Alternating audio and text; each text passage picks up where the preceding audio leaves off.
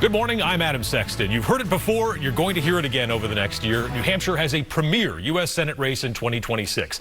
It's been on the national radar for a while, but that interest and attention grew exponentially when former Senator John E. Sununu officially jumped into the race. Senator Sununu is our guest this morning on Close Up. Thanks for coming into the studio. Good morning. Great to be here. Thank you. So this, for voters and you, it's like a job interview, one you've aced before, albeit a long time ago. But for Republicans who want to win, who want to defeat the Democratic frontrunner, Chris Pappas, why are you the guy? Well, look, you want someone who, of course, knows the state. Grew up here, went to Salem High School, worked here in Manchester for several years, running operations of a manufacturing company for Dean Kamen. So know the small business community. Obviously understand what makes New Hampshire the best place to live and work and raise a family, right? We have the lowest state taxes in the country. That's kept our government lean. So understanding how to solve problems at the state level and the federal level without just throwing money at the problem, these are all important things to having the right voice, effective voice in Washington. And the last thing I'd mention is we need someone representing New Hampshire every single day and representing New Hampshire effectively with the White House. With the Congress, someone who has a track record of actually being able to solve tough problems and make it happen. Yeah, the local resume is pretty impeccable for you, but today... yeah, let's not use words like impeccable. Well, I mean, people know you, right? I love my work, but, you know, I just, no one is perfect, let's face it. Okay, well, that's the thing, is that these days in the Republican Party, you know, Donald Trump plays a big role in that. The president and support for the president is huge. And in the interviews we've had already, it seems like you've not been the most enthusiastic guy about getting on board the Trump train. I don't think that's fair at all. In the interviews we've had, I've talked about the importance of representing New Hampshire every single day. And there's no question, I would be incredibly effective working with this White House, working with President Trump on all of the issues I just talked about. Keeping taxes low, affordability, right? Healthcare affordability, housing affordability, energy affordability, right? We need someone who can be an effective advocate with President Trump in this White House, and there's absolutely no question I will be that person. But base Republican voters today really want to hear their federal candidates pledge full political allegiance to President Donald Trump, and it doesn't sound like you want to do that. No, I think you're making something up that really isn't true, right? I don't think people in New Hampshire want a rubber stamp for anyone. Chris Pappas, when Nancy Pelosi was Speaker, voted with her 222 out of 223 times. That is not what we need from New Hampshire, right? That's not going to get it done for our small businesses, our families. So, you know, I will work incredibly effectively with President Trump on all of those issues important to New Hampshire. So if what Pappas is doing is bad, 99% of the time with his own team, are you saying you are not going to be voting with President Trump 99% of the time? I'm not going to vote with anyone 100% of the time. I don't agree with my wife or my brothers and sisters on every single issue. Any politician who tells you they're going to agree with someone 100% of the time isn't really doing their job, especially in a state like New Hampshire, which is pretty unique and pretty special. And that's the reason I want to represent our state in Washington, because I know how special it is. Well, here's an issue that's arising just as we wrap up the week here. The president is now calling on the Senate to change the rules, end the filibuster in order to break this obstruction of passing a clean resolution on the budget, bypass Democrats on the shutdown. This has sometimes been called the nuclear option. Yep. Do you support what the president wants to do here? No, I don't. No, the filibuster is an incredibly important tool to force the Senate to get tough problems done and to have some bipartisanship on the toughest issues. And here's the most important reason I don't support it. I don't want to get rid of the filibuster when we have a Democratic House and a Democratic Senate and a Democratic president. What would Joe Biden have done with that? It would have wrecked the country. I mean, they passed legislation that took inflation to 9%. It would have been even worse. So, no, I do not support getting rid of the filibuster for legislation. It would be bad for America. It would be bad for New Hampshire. I want to circle back. You know, there obviously is a Republican primary here between you and a former U.S. Senator, Scott Brown.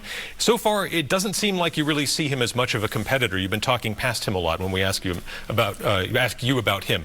Do you see him as a legitimate competitor? Of course. It's a primary. You have to go through tough primaries sometimes in New Hampshire. I've done that and would expect this to be no different. But at the same time, I think what voters really want to hear is, what do you have to offer? Or what's your background? What's your experience, right? What's your vision for the state of New Hampshire? I don't think they really care to hear one politician, especially in the same party, just criticize another constantly. That's not really a vision for making New Hampshire better, and that's never been my approach to politics. He's been pretty pointed so far in his criticism and personal, if not a little familial. He's been saying, quote, John is not Chris, essentially implying that you don't have the same rapport with Republican voters that your brother does or did. What's your response there? Yeah, I don't even know what that means. Look, my brother did a great job as governor. But for me and really my whole family, and certainly for him, this is about public service, right? This is about taking what experience you have in the private sector, trying to make a difference, whether it's at the local level or the national level. And I think that's really what's most important. My mother ran for the school board in 1975. To me, that's real politics, right? That's what it's really about. And that's what I'm going to try to do in my work in the United States Senate, is think about the people you're serving.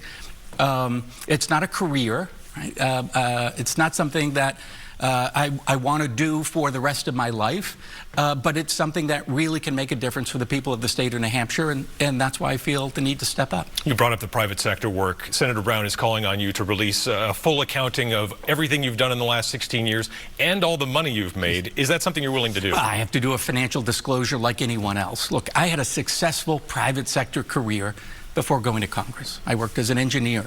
I worked as a consultant for high-tech firms trying to manufacture better products. And then I ran the operations of Teletrol, a high-tech manufacturer right here in Manchester. I've had a successful high-tech career after leaving Congress. I've served on the board of Boston Scientific, a great manufacturer of medical devices. I've also taught at St. Anselm's College this past spring. I've been the chairman of the board of the Waterville Valley Ski Area. I mean, a great New Hampshire institution, and one that means a tremendous amount to me and my family. So, you know, my work in the private sector has been something I've loved. And I think it's a huge asset, right? Having done those things here in New Hampshire and across the country gives you an understanding of our small business community, of what it takes to create jobs, the costs that businesses and families are dealing with in the economy. And you take that experience and you work hard to deal with things like affordability, taxes, regulations. You know, cutting the red tape in Washington that we have is so important to small businesses here in New Hampshire. And, you know, I've talked about making New Hampshire independent from the bureaucrats and the red tape in Washington, and it's something that I really believe will make a difference. When we talk about business in Washington, you know, there are a lot of voters left, right, and center who now believe that the big bank bailout of 2008, the Troubled Asset Relief Program, or TARP, was a mistake, that it went too far. You were a yes vote on that before you left the Senate. If you had a do-over, would you vote differently on TARP? No. Look, that was a financial crisis, a meltdown of our financial markets. That was bipartisan legislation. I mean, most Republicans voted for it. A number of Democrats voted for it. It provided lending to large and small banks, and I made sure they paid it back with interest. Okay, we didn't lose money on it. It wasn't a perfect piece of legislation. You know, we talked about perfection earlier. In the midst of a crisis, it's hard to get it perfect. And there were parts of it that I might have disagreed with. Bailing out car companies, for example. But the money was paid back to the taxpayers with interest, and we prevented a financial calamity. There's another vote that you took, you know, many decades ago that is aged a little bit better, at least on the political side of things. On the Patriot Act, you chose to ask for and push for greater protection of individual rights. It was not a popular position to take at the time, as the United States was just getting into the global war on terror. With that in mind, Do you take issue with these missile strikes in the Caribbean that are going on against alleged drug traffickers? Well, I think Congress has a role to play. You know, you talked about that work on the Patriot Act, and it's something I've always believed in, right? The right to due process, the right to free speech, of course. The Patriot Act gave law enforcement and our federal government very significant surveillance powers. And my position then, and it always will be, if you're going to give the government more power, you need to make sure you're protecting individuals, protecting their freedom and their rights. So yes, I took a stand in that case against Republican President Bush and my colleagues in the Senate, and demanded more protection. We were successful. We added more protections. In hindsight, maybe we could have done even more. But the fact is, history shows we were right. Unfortunately, these powers were abused by Republican and Democrat administrations. And it's just a lesson that we really need to be vigilant. You can't be afraid to take a stand. I never have, I never will, because if it's right for the state of New Hampshire, I'm going to be that voice standing up in Washington. In this case, though, do you think it should be intercept the boats rather than just blow them up? I think there are a lot of different ways that you could handle it to add transparency. I think Congress could get involved and authorize the use of force. Look, I'm not going to write the legislation here on close-up, but I think it's something that's worth discussing and debating and making sure we set the right precedent for the future. Just before we wrap up, one issue that has evolved a lot in your absence from electoral politics is cannabis and legalization, and there's big support for that in New Hampshire now. If you're back in the U.S. Senate, are you open to the idea of changing federal laws in some way to liberalize on the cannabis issue? I'd have to look at it. You know, I don't know exactly what the federal regulations are, you know, which schedule it's on. Obviously, states have gone very far at the individual level, as the states have the right to do, to deal with how they penalize it, misdemeanor status, legalization, et cetera. You know, this may be an issue where the federal government probably ought to just stay out and let the states make the decisions that are right for them and their people. You know, just because something's a good idea doesn't mean it should be a law. Just because something should be a law doesn't mean it should be a federal law. All right, Senator Sununu, thanks for joining us on Close Up, and we'll see you out there on the trail. Thanks, Adam. And we'll be right back with another former U.S. Senator, Scott Brown. Stay with us.